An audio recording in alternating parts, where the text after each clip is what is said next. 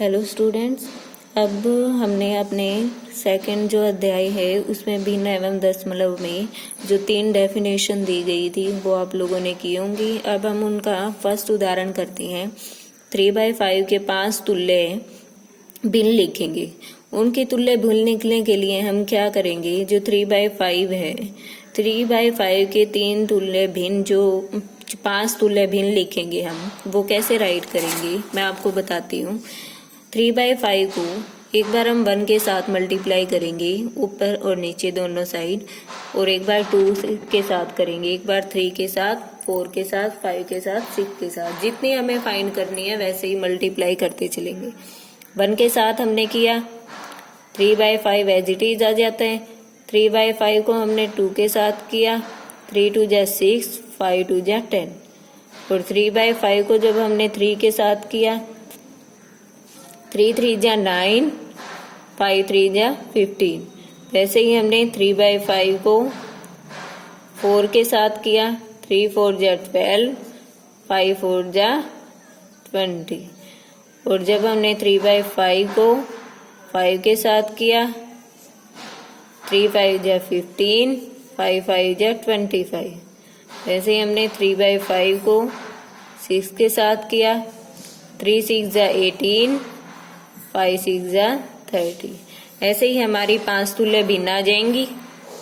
3/5 के 5 तुल्य भिन्न कौन कौन सी होंगी? अब ये हमारे पास पहले से है ही, इसकी तो हमें फाइंड करनी है, बस मैंने आपको समझाने के लिए बताया है। First, second, third, fourth, fifth, 5 आ गई हमारे पास। 5 कौन कौन सी है? 6/10 है, 9/15 है, 12/20 है, और 15/25 है, और 18/30 है। आ गया समझ? हमारा फर्स्ट एग्जाम्पल यही है। अब हम सेकंड एग्जाम्पल करेंगे। अब हमारा सेकंड एग्जाम्पल है, सेकंड उदाहरण है। रमेश ने एक प्रश्नावली का 2/7 भाग हल किया, जबकि सीमा ने उस प्रश्नावली का 4/5 भाग हल किया। ज्ञात कीजिए दोनों में से किसने कम भाग सोल्व किया है। मतलब रमेश ने इतना किया है, सीमा ने इतना किया है, दोनों में से किसने कम किया है हमें वो फाइंड करना है। हम फाइंड कैसे करेंगे? रमेश ने प्रश्नावली का भाग हल किया 2/7 भाग, सीमा ने प्रश्नावली का भाग सोल्व किया 4/5 पार्ट, 2/7 और 4/5 को हम ऐसे रख लेंगे।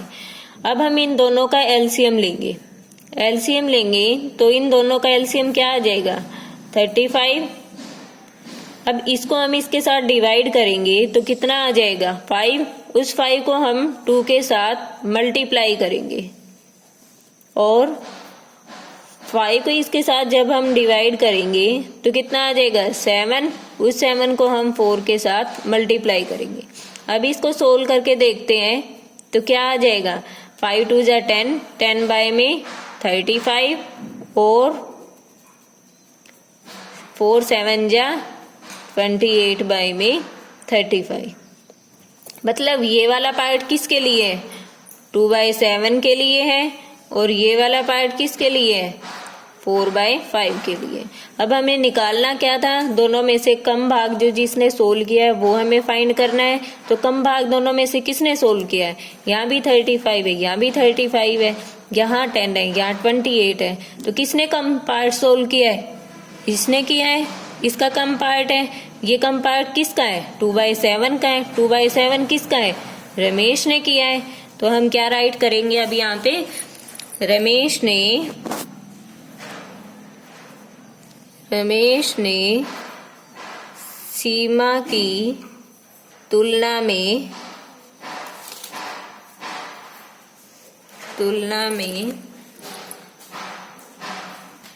कम भाग हल किया। आ गया समझ? ये हमारा सेकंड उदाहरण था। अब हमारा थर्ड एग्जाम्पल है। समीरा ने 3 होल 1/2 kg किलोग्राम सेब खरीदे, और उसने संतरे खरीदे हैं 4 होल 3/4। और समीरा के द्वारा खरीदे गए फलों का कुल भार कितना है। कहने का तात्पर्य यह है कि समीरा ने सेब खरीदे हैं इतने और संतरे खरीदे हैं इतने, उसने कुल कितना खरीदा है। कुल खरीदने का मतलब क्या है, दोनों को हम ऐड करेंगे, ठीक है, प्लस करेंगे। तो जैसे कि हमने यहाँ पे किया, समीरा ने सेब खरीदे 3 होल 1/2 kg किलोग्राम। इसको हम सिंपल फॉर्म में करेंगे, 3 2 जा 6, 6 और 1 7, 7/2 kg आ जाएगा। 4 4 जा 16, 16 और 3 कितने हो जाएंगे 19, 19/4 किलोग्राम। दोनों को अब हम ऐड करते हैं, 7/2 प्लस 19/4 ब्रैकेट में कर लेंगे एक बार यहाँ पे किलोग्राम। दोनों को ऐड करते हैं, दोनों का पहले एलसीएम लेंगे हम। एलसीएम लिया, हमारा 4 आ जाएगा इसका। इसको हम इसके साथ डिवाइड करेंगे, कितना आ जाएगा 2 आएगा। उस 2 को हम 7 के साथ मल्टीप्लाई करेंगे। इसको हम 19 है, 4 को 4 से डिवाइड किया 1 आ जाएगा। 1 को 19 के साथ मल्टीप्लाई, डिवाइड में हमारा कितना है 4 है। 7 2 जा 14, 19 मल्टीप्लाई 1 कितना आ जाएगा 19। दोनों को ऐड करेंगे तो कितना आएगा हमारा 33/4। इसको अगर हम होल नंबर में करेंगे तो कितना आ जाएगा 8 होल 1/4 किलोग्राम। ये हमारा था थर्ड उदाहरण। आज हम इतना ही करेंगे। आप अच्छी तरह इसको रिवाइज करेंगे, राइट करेंगे।